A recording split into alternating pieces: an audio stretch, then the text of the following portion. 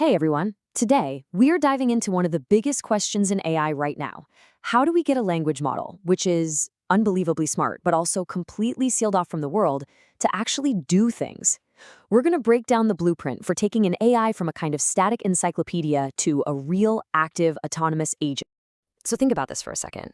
It's kind of weird, right? An AI can write you a perfect poem about a sunset it has never, ever seen. But then you ask it, hey, what's the weather like right now? And it has no clue. Or ask it to summarize that PDF you just saved to your desktop. Nope, it doesn't even know it exists. So why is that? It's because these models are totally disconnected from the real, live, changing world around us. I think the best way to picture this is as a brain in a jar. It's a brilliant brain for sure. Its knowledge is just immense, drawing from a huge snapshot of the internet, books, all that stuff it was trained on. But here's the catch. That knowledge is frozen in time. It's sealed inside that jar. It can't see anything new, it can't access real-time info, it can't look at your private files, and it definitely can't take any kind of action. So, how do we start to crack that jar open? Well, the very first step is pretty logical. We need to give it a connection to new information. We have to give that brain its own personal, constantly updated library. And this is where a really clever technique called Retrieval-Augmented Generation, or just RAG for short, comes into play. Seriously. The best way to think about RAG is like giving the AI a personal librarian. So instead of only relying on those old books it was trained on years ago, the AI can now ask its librarian to go fetch the latest articles or your company's private documents to get the right answer to a specific question. The way it works is actually pretty simple and super effective. You ask a question, the system then acts like a lightning-fast research assistant. It zips through a knowledge base you've given it, say your school's private research portal, finds the most relevant pieces of information, and then just adds them right into the prompt it gives the AI.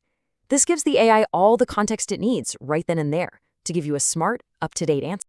And this example really just hits the nail on the head.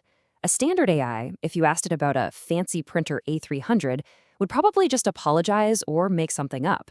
But with RAG, the system can go pull up that printer's actual spec sheet, hand it to the AI, and let it answer with confidence and, accuracy. It's all about providing the right knowledge at the right time. So this is a huge step forward, right? Our brain in a jar now has a little window to the outside world of information. But it's still just a brain. It can know things, but it can't do things. So what's the next piece of the puzzle? Well, that leads us right to the next big step in this evolution. We need to give our AI some hands and feet. We have to give it the power to go from just knowing to actually doing. And this is where we get to the idea of an AI agent. An agent is what turns the AI from a passive, all-knowing oracle into an active worker. And it does this by giving the AI access to a set of tools that it can actually use to carry out tasks, make plans, and interact with the digital world for you. Let's just boil it down to its simplest form. RAG, that's all about giving an AI access to knowledge. Agents, on the other hand, are about giving that AI the ability to take actions. Knowledge versus action. That's really the core difference right there. So what kind of tools are we talking about here in this toolkit? Well, it could be anything. A web browser to get live sports scores, a calculator to solve tricky math problems, which, language models are surprisingly bad at on their own. It could be access to a database or even APIs to post on social media or manage your code on GitHub. Now, this all sounds pretty incredible. But how does an agent actually figure out which tools to use and when? How does it, think its way through a problem? The key here is that the agent doesn't just act randomly. It breaks down your request into a logical step-by-step plan. So if you ask it, tell me about Fruity Fedora, it doesn't just guess. It creates a plan. Okay, first I'll use the fetch product info tool. Next, I'll use that info to generate query. And finally, I'll use that to generate response. It's a deliberate sequence of actions. And for any of you who are curious about building one, it really boils down to two main things. First, you create an inventory of all the tools the agent has permission to use and what they do. And second, you teach the agent how to create a plan, basically a sequence of tool calls to solve a certain type of problem.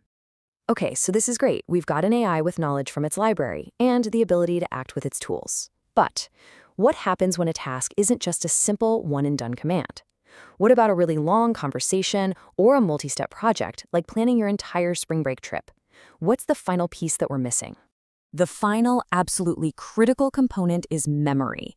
Just like us, if an AI is going to handle complex, ongoing tasks, it needs a way to remember what's been said, what it's already done, and what it needs to do next. AIs basically have two types of memory. There's short-term memory, which is its context window, all the immediate info it's working with right now. You can think of it like your own working memory. It's super fast, but you can't hold a million things in there at once. Then there's long-term memory, which is more like an external hard drive, often a database, where it can store tons of information, even if it's a little slower to pull from. So how does it manage that limited short-term memory so it doesn't overflow?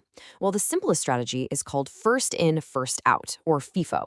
If you've ever had a really long chat with an AI and it starts to forget what you talked about at the very beginning, that's probably FIFO at work. To make room for new stuff, it just drops the oldest information. Of course, there are smarter ways, like summarizing old conversations or using vector searches to find the most relevant old memories, but FIFO is the basic idea. So let's put it all together. When you combine real-time knowledge through RAG with the ability to take real action using agent tools, and you give it a solid system for memory, you get the blueprint for something that is truly revolutionary, a genuinely autonomous AI. And this isn't just theory. This blueprint is what's making the next generation of tools possible, like right now. Imagine an AI that acts as your research assistant, pulling together sources for your term paper while you sleep. Or one that plans your entire vacation, and I mean actually booking the flights and hotels for you. Or even a personal coach that helps you prep for a job interview by running mock sessions and giving you real-time feedback. So there you have it. That's the fundamental blueprint for creating an AI that doesn't just talk, but actually does. It's the recipe for building assistants and partners that can tackle complex real-world problems. So the question I want to leave you with is this. Now that you know the blueprint, what incredible thing would you build?